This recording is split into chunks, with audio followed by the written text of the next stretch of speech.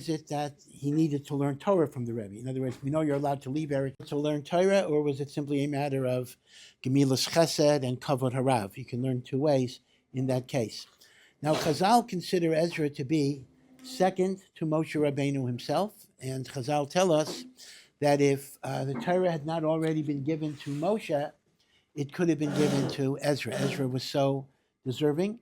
He was, of course, a Kohen, although, interestingly enough, he is not the Kohen Gadol. Ezra was not the Kohen Gadol. It's Yeshua ben Yotzadok that is the Kohen Gadol. It reminds me a little bit, in the last century, the last generation, there were two Gedolei Hador who happened to be Kohanim, and there was a big machlokas among people, thank you, if Mashiach would come, which one of them would be the Kohen Gadol. The two candidates were the Chafetz Chaim, Rabbi Yisrael Meir HaKohen, and the Meshech Chochmah, the Ohr Somayach, Rav Meir Simcha HaKohen. Now, the Ohr Somayach died around 10 years before the Chafetz Chaim, so the last 10 years, I guess, that would have been resolved. But when they were both alive, the people are always arguing who will be the Kohen Gadol that will welcome Mashiach. As you would expect, the Chafetz Chaim said it would be Rav Meir Simcha, each one said on the other one, and the like. But among the followers, there was a big machlokas. So for whatever reason, the job of Kohen Gadol does not always go to the greatest Kohen of the generation. Obviously, Ezra was greater than Yeshua ben Yotzadok, but Me'ezet HaMshiach, Ezra was not the Kohen Gadol. Now, the Gemara says like this, that, yeah.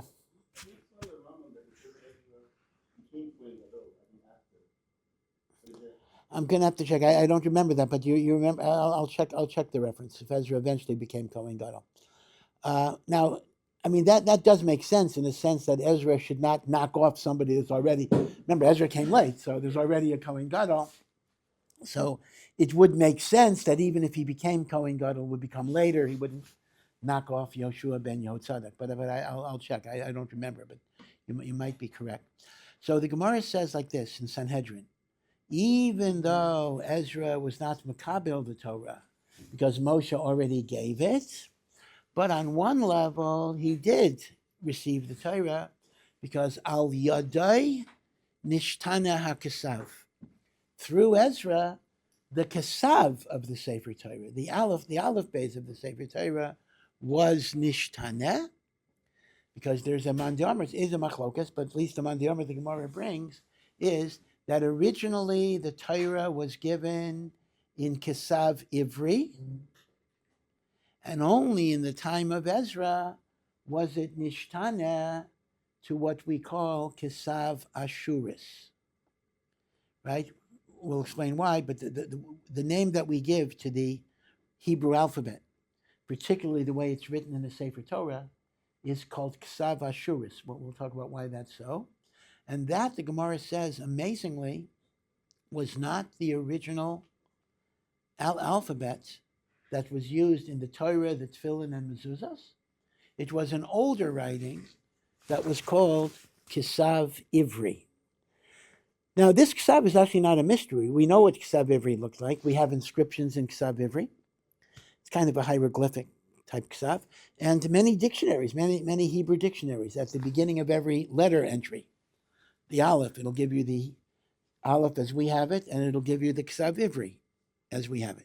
So this is not a mystery, but what is a mystery a little bit is that the Gemara seems to be making the claim that originally it was Kesav Ivri, and Ezra was Mishana it to Kesav Ashuris. Right? So how do you, I mean, if you're going to ask me what's the pshat, I mean, that's what the Shiur is about. Yeah. You have another question? Yeah. I was going to ask, like not modern, but like the script Hebrew that the Rishonim wrote in.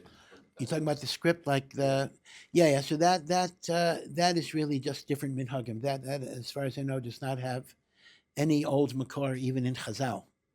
Those were simply idiosyncrasies that different communities adopted as shorthand. And even something like Rashi script, people call it Rashi script. Rashi has nothing to do with Rashi script. It was simply the font in which the first commentaries of Rashi were printed. It's an Italian font because the first printing of Jewish books was in Italy. So it's called Rashi script only because Rashi and Chumash was the first Hebrew book to be printed. The very, very first Hebrew to be printed, and that was the font they used in Italy. So it's called Rashi script. It has nothing to do with Rashi. Bichlal or Bichlal. Yeah. So then, why do we still use it? Why don't we just unify the script? Some books do that. A lot of Chumashim do print Rashi in regular block letters.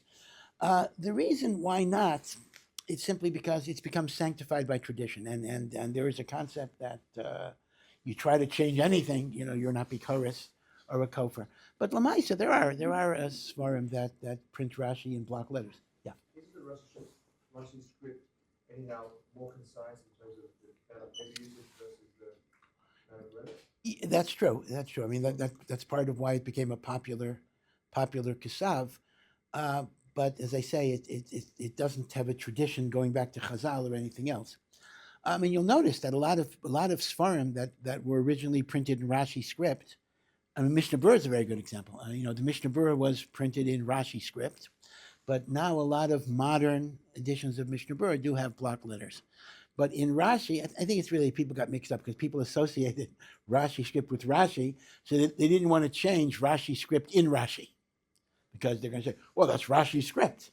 But not really. I mean, there's nothing worse with changing Rashi script in Rashi than there is in changing Rashi script in the Mishnah Berurah. I mean, it would be an equally legitimate type of thing. Okay. But be it as it may, Ezra was Meshane the Ksavs. Now, this is a very problematical idea. The first problem is the Gemara itself says, presumably Ezra did this by prophecy. Hashem told him. But we have a rule that a Navi is not allowed to change halacha. Nevuah cannot be used as a changing of halacha. How could Ezra use Nevuah to change the Ksav? And the Gemara's answer is that Ezra had a source from the Torah itself, that the book of Devarim, it is called Mishneh Torah. Now, Mishneh Torah actually means, in the context of that pasuk, that Sefer Devarim is called a repetition of the Torah, because Moshe repeats and goes over a lot of the history. But Mishneh can have a second meaning, changing, shinoi.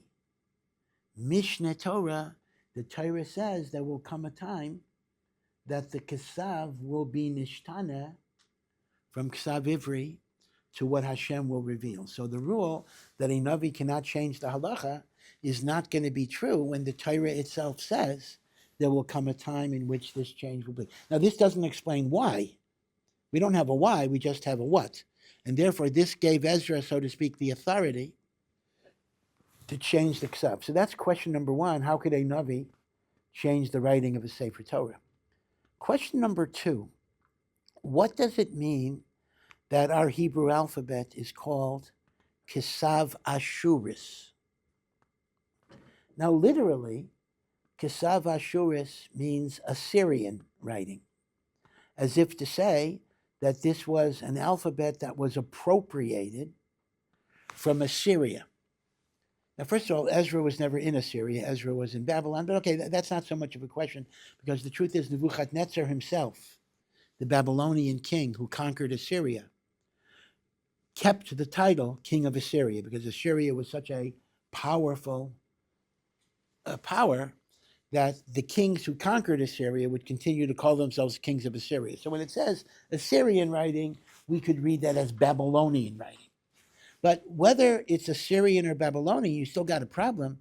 Is the Gemara telling us that the holy script of Hebrew is essentially Babylonian or Assyrian in origin?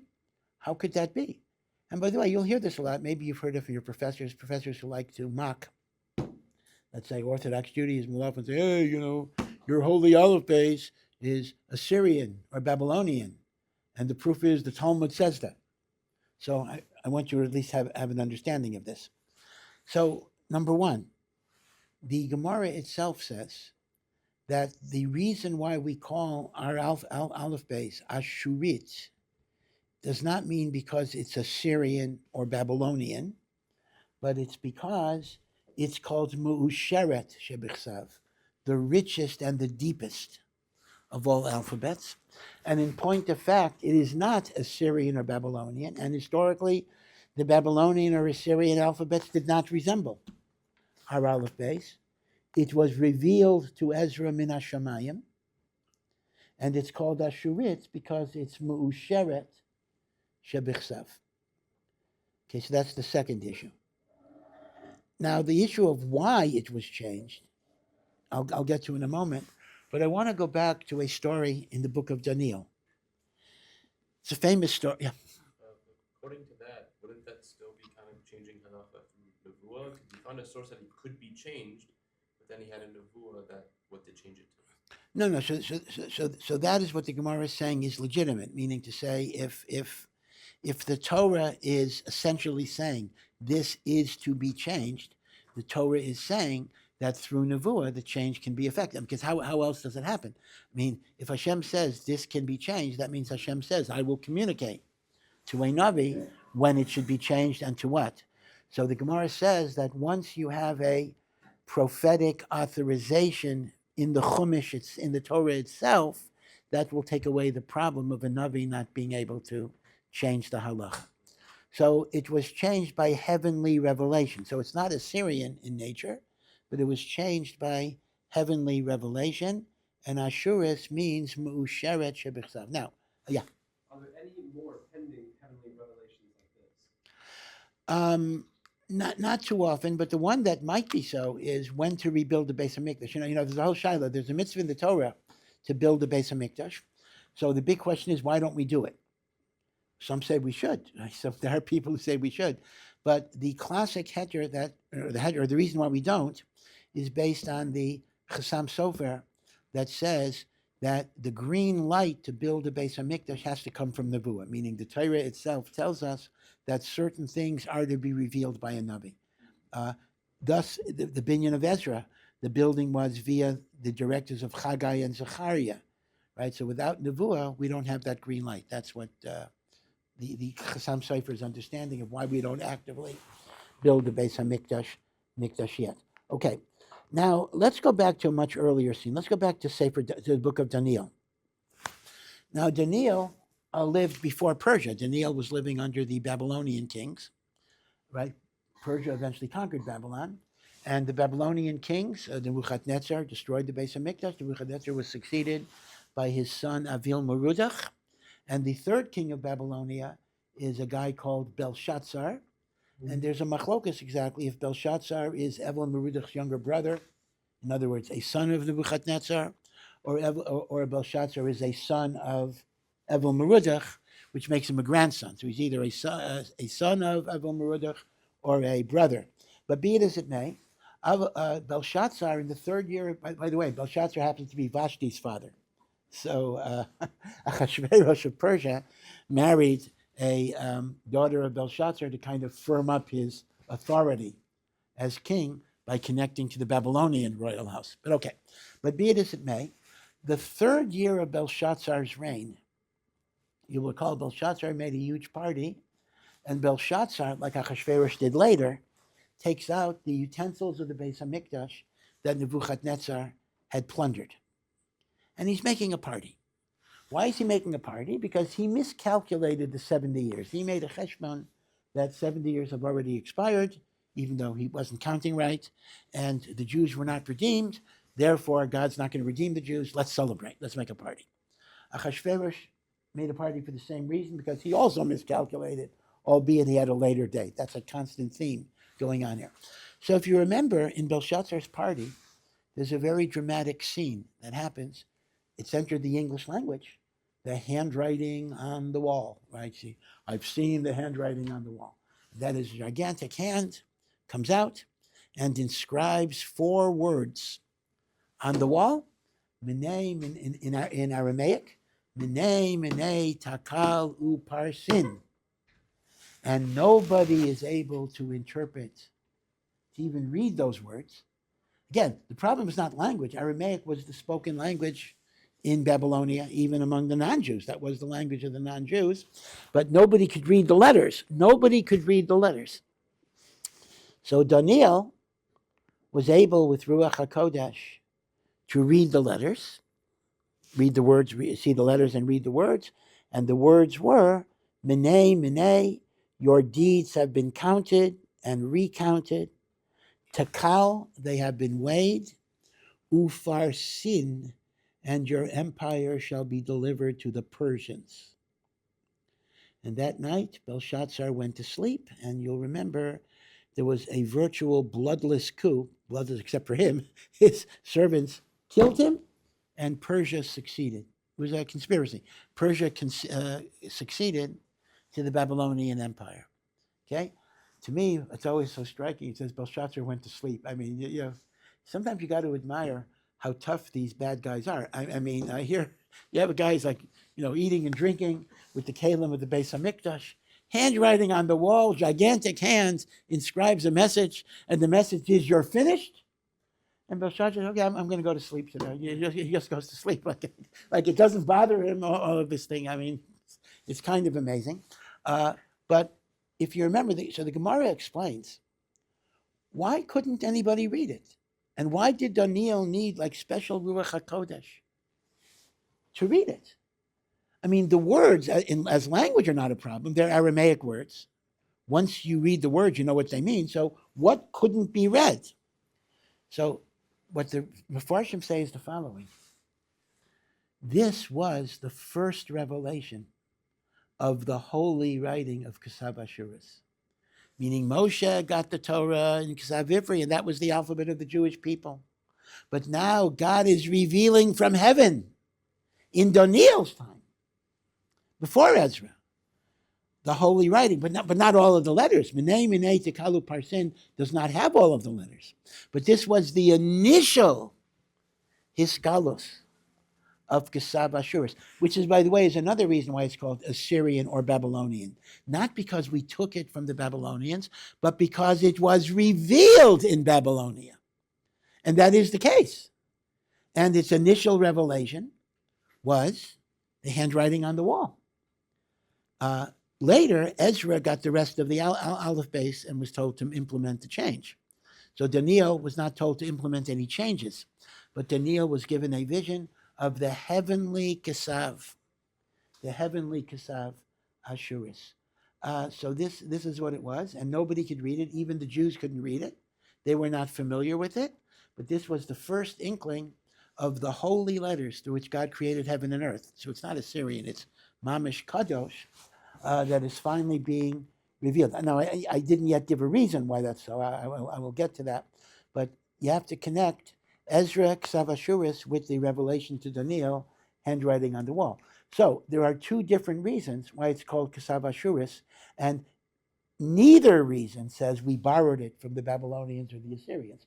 Reason number one is Ashuris means Mu'usheret, the richest and deepest writing. Reason number two is it was revealed to Daniel in Babylonia, which was still called Assyria because of the Assyrian Empire. Yeah. What was his hand? I didn't hear you. What is the hand? Oh, what is that? Yeah. So obviously Hashem does not have a physical hand, so our assumption is a malach of Hashem, a gigantic malach.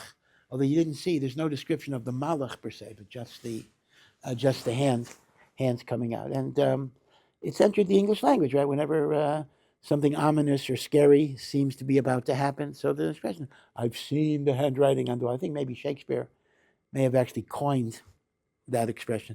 There's a whole machlokas, by the way, if Shakespeare might have been a hidden Jew. At that time, when Shakespeare lived, whoever Shakespeare is, that's another machlokas, but whoever this guy is, at the time that he lived, Jews were not allowed to live in England. Jews had been banished from England.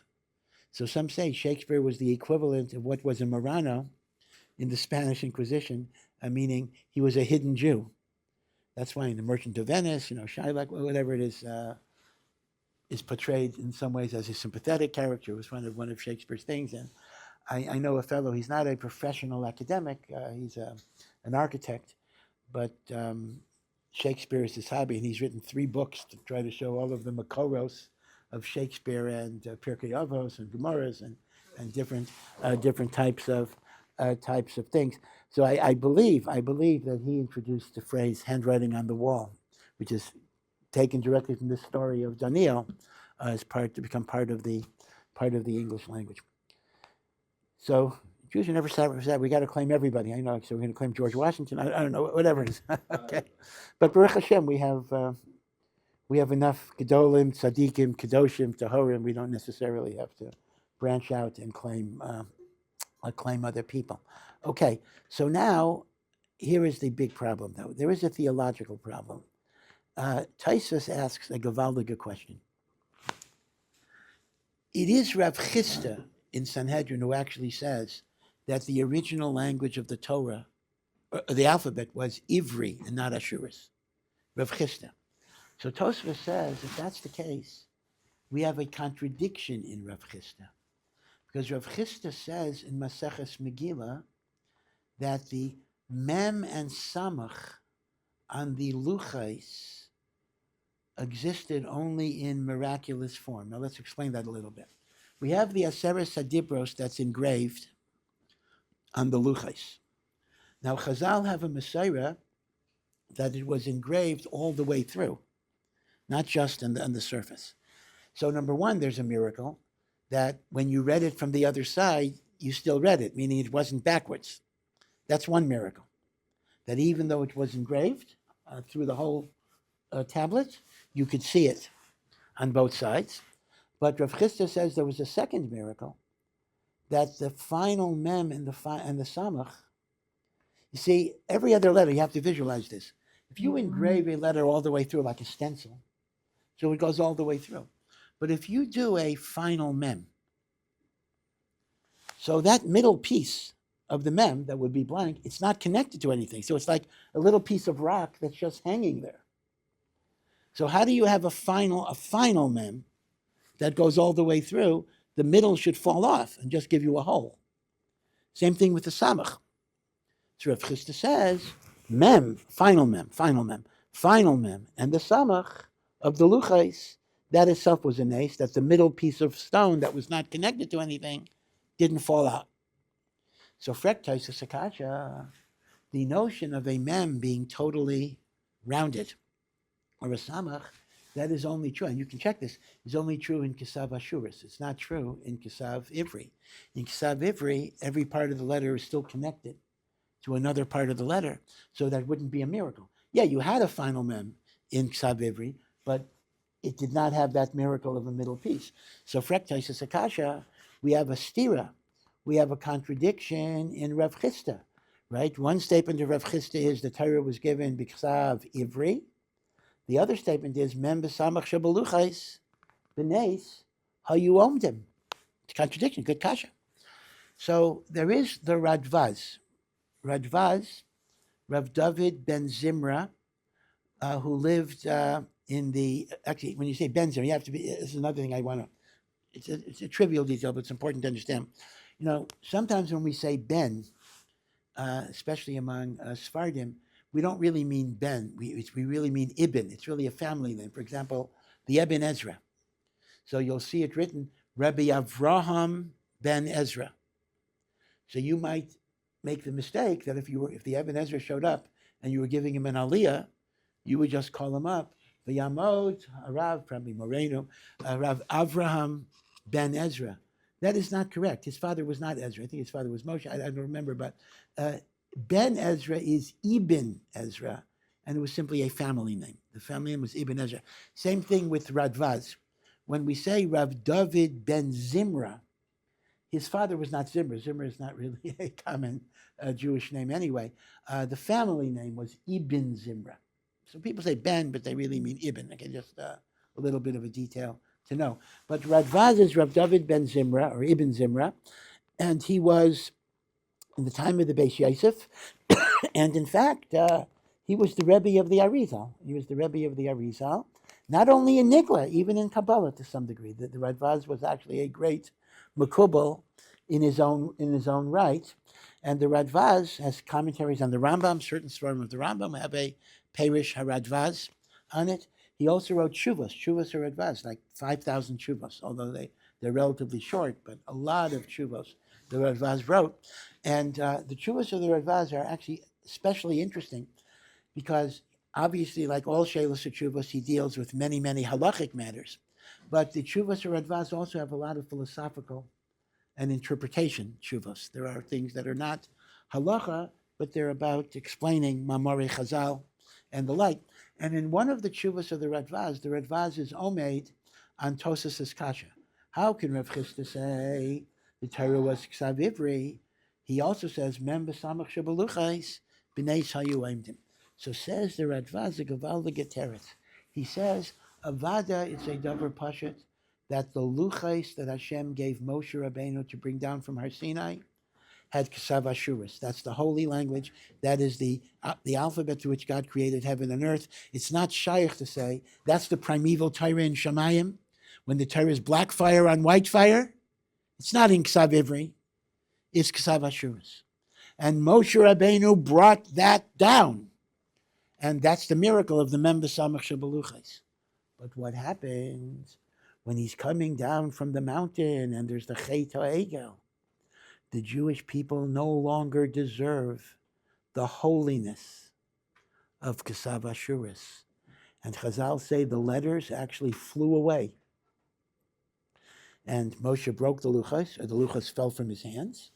And when Moshe eventually got back the luchos shniyos, it's the luchos shniyos, the elech, that were in Kesav Ivri. So the truth is, it is going to be true that Bnei Yisrael never saw Kesav Ashuris.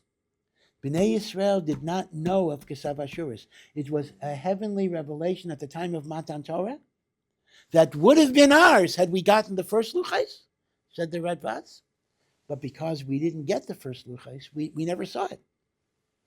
We never saw the first luchos, right? The first luchos were broken before we saw it. When we got the second luchos on Yom Kippur, that's already a yerida. That's a yerida. And Einachinami. By the time we wrote Sifrei Torah, Tefillin, Mezuzahs, the Radvaz says that was all in Ksav Ivri. And there was Ezra, starting with Daniel's revelation, that was restoring what was the original Ksav on the Torah. That's a very interesting point. So Ezra was not mechadeh something new. Ezra is restoring what had been lost. Now, that still is normally not done by a Navi. You still need the notion of the prophetic authorization of Mishnah Torah, but it is true there, therefore, that he didn't innovate. And this answers another kasha, because doesn't Hashem say the Torah will never change? How could this be a change? The answer is it's not a change. It's going back to the way it originally was. Now, the Radvaz then says the Valdiga thing. So why were we Zeicha if we didn't deserve it because of the Chet HaEgel? Why were we Zeicha to get that Ksav back in the days of Ezra? Why did God give a green light to Ezra to be Mishana the Ksav? He says, wonderful. We lost Ksav Ashuris because of the Chet HaEgel. On whatever level you understand it, the Chet HaEgel is a sin of Avodah Zarah on some level. So when there's Avodah Zarah, we're not worthy of Ksav Ashuris. But what did Ezra do with the Anshe Knesset Hagdola? We'll talk more about this. At the beginning of the Bayis Sheni, he gathered the Anshe Knesset Hagdola, and they took away the Yetzer Hara for Avodah Zarah. So once you lose the Yetzer Hara of Avodah Zarah, you get back the Ksav Ashuris that you lost because of Avodah Zarah. This is all in the Tshuvas Radvaz. The Luchos Rishonais were Vaday Ksav Ashuris. The Luchos Shniyos and the Torah, Tefillin, and Mezuzah were Taka Ksav Ivri until Ezra, that a major change was made. Now, still, with all of this, is a very beautiful explanation that logically ties together, but it's still hard to wrap your head around, because what Lamaisa, what you're telling me is that for hundreds and hundreds and hundreds of years, the Toros, the Tefillin, the Mezuzos were all in Kesav Ivri, and it's only from Ezra onwards that we now have Kesav Ashuris. Now, you can't really dispute it archaeologically, simply because we just don't have Torah, Tefillin, and Mezuzah from before Ezra. We have inscriptions in Kesav Ivri, but that doesn't prove anything. And I believe we don't necessarily have inscriptions in Kesav Ashuris, so that would lend some support to it. But still, Many Rishonim are chaylik. Many Rishonim actually say that Avada Tashmishe Kedusha are always in Ksav Ashuris. It just means Divrei Chol were not written in that language. But the Radvaz Taka learns Kipshutai that the Sefer Torah, the Tefillin, and the Mezuzah were in Ksav Ivri until the time of Ezra. But the Radvaz adds that the original Luchais were B'Ksav Ashuris, and that is why the Mem and the Samach were a miracle. It was not a miracle that people saw it; people didn't see it, but it was a miracle that the middle piece did not fall out. Yeah. What does that mean for the crowns and for, like, for example, in Yehoshua when he's defeating the kings, it's like, you know, the letter sizes in some places are smaller or bigger, in the VM as well. Does that mean Yehoshua and Shmuel wrote the VM in?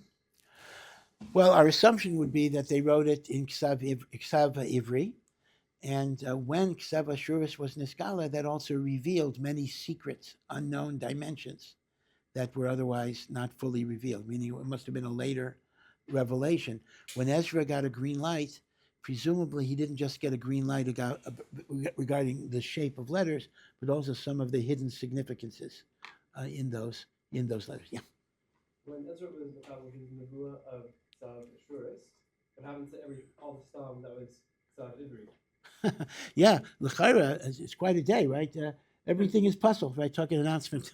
Turn in your tefillin, in the next 6 or 12 hours, because everything is puzzled. I mean, this is a big deal because, okay, in Eretz Yisrael proper, you have maybe 50,000 Jews. If you count Zerubbabel's plus Ezra's Aliyah, it's like 50, 60,000 people altogether.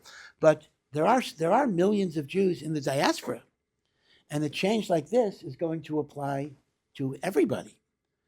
Now, I'm not sure how the nevuah took form, because theoretically, it could take form in all sorts of strange, unusual ways. It might be you got a month. Maybe you got a month to use the Ksav Ivri tefillin, but everything has to be replaced by a certain time. And just sending the message takes time. I mean, Ezra is given this green light. Well, how does he get the message to Babylonia, to Persia, to all of these other countries? So the mechanics are really, really very, very difficult. How do you grandfather in old tefillin? It reminds me a little bit. We had a similar issue, but today it's much easier to publicize it. Around 20 years ago, nothing to do with tefillin or Ksav Ivri, but it's a similar idea that all of a sudden everything got to change. There was a hachraza from Lakewood that nobody should drink milk or eat any dairy product until further notice. No milchiks until further notice. What exactly was the problem with milchiks? The problem is that there's a veterinary procedure. Because when cows used to just eat grass, the digestive systems were healthy. But now, for various reasons, we want to fatten up cows so they eat a lot of grain. Now, the truth is, grain is not really good for the digestive system, and it creates a tremendous amount of bloat, gas.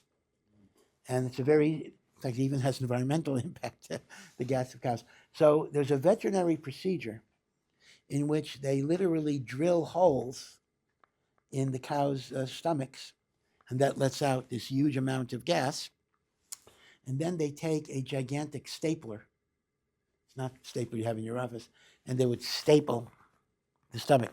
And this was a veterinary procedure that was performed on around 15% of the cows. Now, problem is this. The problem is that when a cow has a perforation in its abdomen, in its stomach, that makes it a treifa. And if it is a treifa, not only can't you eat the meat if it's shechted, but if you know that something's a treifa, even the milk is no good. Now, you may ask, how can I ever drink any milk? Maybe the cow's a treifa. So normally we're not chayshesh for a treifa. We're allowed to assume it's not a treifa. But where we know the procedure was done, the milk is actually a treifa, and the shaila would be, well, can you repair a treifa? If an animal is a treifa because of a hole, and you staple the hole shut, does that undo the treifa? Or once it's a treifa, it's halachically a treifa? So that was part of the machlokas. L'maisa, they came out, it's okay, don't worry about it, I don't mean to scare you. But that was an example where all of a sudden you wake up in the morning and says, no milk, no dairy until further notice. Or another example, which still comes up. This shaila keeps on coming up, but it's not a new shaila, but it resurfaces every few years, about shaitels, wigs of human hair from India. What's the problem? Now, this is an area of halakha that poskim didn't learn that much about it. They had to relearn it. Hilchos Avodah Zarah. That the way the Indian hair, which is straight black hair, the way it's produced is that women make vows to some Hindu god, and they come and they cut off their hair in honor of the gods, and then the hair is collected. It is sold by the temple to wig manufacturing companies. So some of the Indian hair shaitels come from hair that was dedicated to an idol. What's the problem? Things that are dedicated to Avodah Zarah are usher to get hana from. You're not allowed to get benefit from things dedicated to idols. So the problem was that all wigs of Indian that have a possible Indian origin are Avodah Zarah, or at least not Avodah Zarah, but they're not Avodah Zarah, but they're what are called takruves Avodah Zarah, things that are sacrificed to Avodah Zarah. So is there a heter to wear these shaitels? Do you have to know it's not from India, etc., etc.? So again, ask your local Orthodox rabbi. There are a lot of different opinions about this. For a while, the consensus was it's okay, and then it resurfaces. I think now it's resurfacing again for various reasons. But those are also situations where what happens? A married woman, I mean, think about this. A married woman in the middle of she's teaching a class. In the middle of her class, she gets a message, all human hair shaitels that are from India are Avodah Zarah. Now, what do you do? She is supposed to take that off immediately. She can't. She has no heter to wear that shaitel till she gets home. She's getting hana from Avodah Zarah. Right? So what are you supposed to do in the middle? Or it's like saying somebody tells you you're wearing shatnez. Okay, so if it's my jacket, so I just take off my jacket. So typically, shirts and underwear are not shatnez, so it's not a problem. But let's say somebody told you your underwear is shatnez. The halacha might be relatively strict under those circumstances. Exactly what do you do? So sometimes we do get these sudden warnings in which we don't really know how to prepare for it. And this is a long digression. Going back to your question, I think the issue of changing to Ksav Ashuris would have been one of those like sudden things that would require a virtual immediate action. Yeah. In the case of the shaitel, the Indian hair, is it still considered hana if it would be usher to take it off?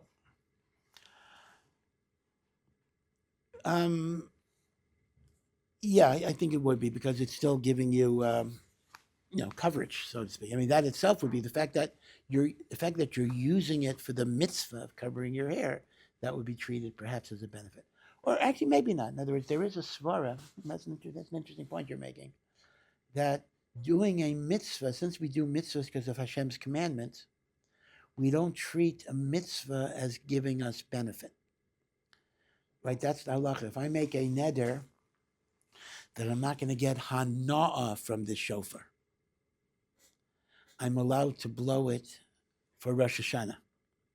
I can't blow it if I want to play it as a musical instrument because I'm getting pleasure, but mitzvah is not pleasure.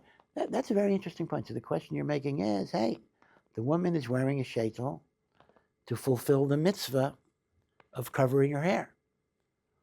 So is that considered benefit from idolatry, or do I say the rule, mitzvos lav lehenos nitnu? That's the klal. Mitzvahs were not given for benefit. Let me think about it. Now, the Ran says in the Dorim that if in addition to the mitzvah you're getting a physical pleasure, we don't say that rule. But I'm not sure a shaitel would fall under that category. A lot of women say they hate wearing a shaitel. I mean, a lot of women say they're not comfortable with the shaitel. It's not like the shaitel gives them physical pleasure. It's not like a coat. For example, if I would be wearing a coat, a jacket, something that gives me benefit, then even if I'm also doing a mitzvah, that would be called getting forbidden benefit. That's what the Ran says. But a shaitel, I don't know if there is hanas haguf besides the kiyama mitzvahs. That's a good horror. Yeah, did you want to? Is physical pleasure included in, is looking good included in that or no? Like let's say it makes her look, she's thin hair or I don't know what. Yeah, that would be the issue. But again, yesh v'yesh. I mean, okay. In other words, the argument is that she's not just getting a mitzvah out of it; it also improves her appearance. Some shaitos not. Some. That's what I'm saying. But if it's a fancy enough thing that it improves her appearance, so your argument is that might be called hanas haguf with the mitzvah, where the Ran says we don't apply that rule. Yeah. Also by shotness, isn't the Isser derisa if it gives you warmth? By shyness? Yeah.